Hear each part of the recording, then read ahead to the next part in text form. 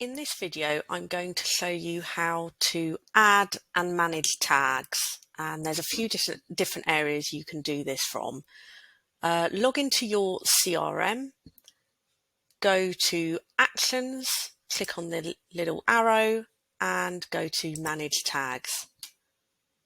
Here you've got your different tags, and on the right hand side click on the New Tag button, and this is where we can add a new tag.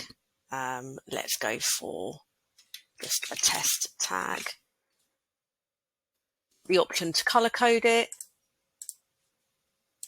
add it in there, and you've got the option here to edit and delete as well. Now, there is another way to add new tags. If we go to a particular record, on the top left-hand corner here, you can see there's already a couple of tags assigned to this record. If we click on the little edit pencil, here we can remove those. We can also call in our new tag that we've just created. And here we can also create a new tag. So if I call this test2, it's automatically created a new tag. You can color code it again here.